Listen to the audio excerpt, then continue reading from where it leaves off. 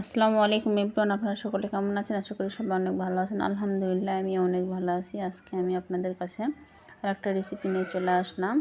অনেক মজাদার মুচমুচে বাঁধাকপির পকোড়া। আমরা এই রমজানে সাধারণত ঘরে তো অনেকভাবে পেঁয়াজু বা বুটের বড়া অনেক কিছু খেয়ে থাকি, কিন্তু বাঁধাকপির এই পেঁয়াজুটা এতটাই মুচমুচে হয়, এটা আমি আপনাদের সঙ্গে শেয়ার করব।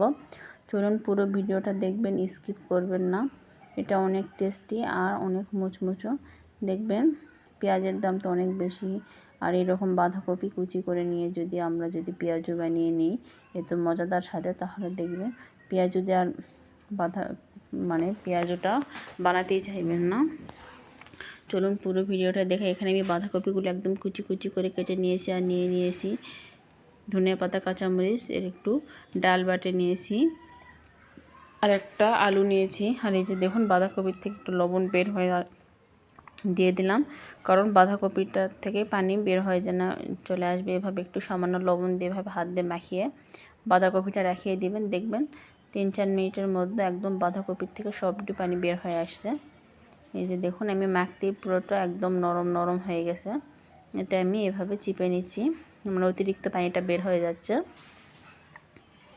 এভাবে বাঁধাকপিগুলো এভাবে হাত দিয়ে হালকা করে স্প্রেস করলে দেখবেন পানিগুলো বের হয়ে আসবে।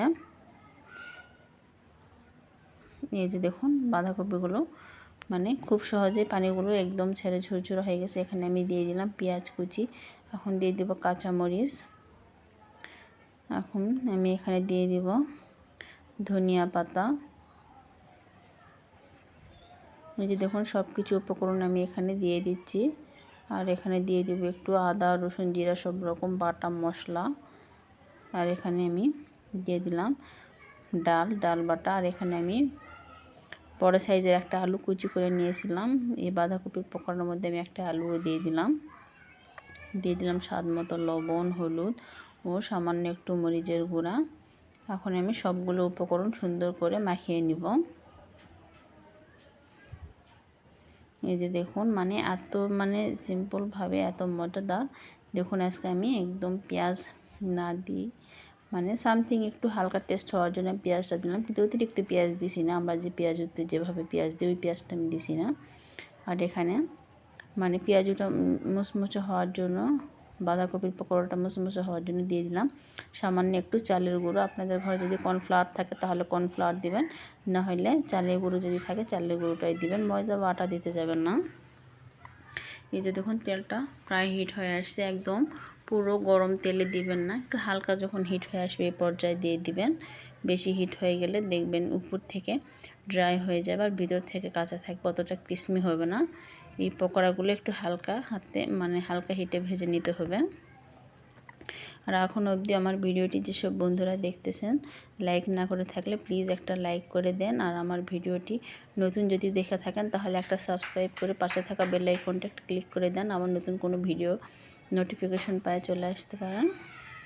আর আমার ভিডিওটি আপনাদের কাছে কেমন লাগলো সেটাও প্লিজ আপনারা কমেন্টে বলে যাবেন। আপনাদের কমেন্ট পড়ে আমি নতুন নতুন ভিডিও বানাতে অনেক উৎসাহিত হই। আর যেসব বন্ধুরা তো সাবস্ক্রাইব করে রেখেছেন তাদেরকে অসংখ্য ধন্যবাদ।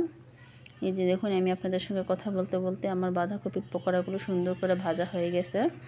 আমি এগুলো উঠিয়ে নিচ্ছি। দেখুন কালারটা কত সুন্দর হয়েছে, একদম উপর থেকে ক্রিসমি। এখানে আমি একটা খাতার পাতা রেখে রেখেছি, অতিরিক্ত তেলটা যেন চুষে নেই। এই যে দেখুন এই যে আমি সবগুলো বাঁধাকপির পকোড়াগুলো উঠিয়ে নিচ্ছি, উঠিয়ে নিয়ে আমি আপনাদের দেখিয়ে দিচ্ছি কতটা ক্রিসমি ও মুচমুচে হয়েছে। আমার বাঁধাকপির পকোড়া রেসিপিটা আপনাদের কাছে কেমন লাগলো সেটা প্লিজ আপনারা কমেন্টে বলে যাবেন। আর এরকম নিত্য নতুন ভিডিও পাওয়ার জন্য একটা পাশে থাকা বেল আইকনটা ক্লিক করে একটা সাবস্ক্রাইব করে রাখবেন। সবাইকে জানাই আল্লাহ হাফেজ, আসসালামু আলাইকুম।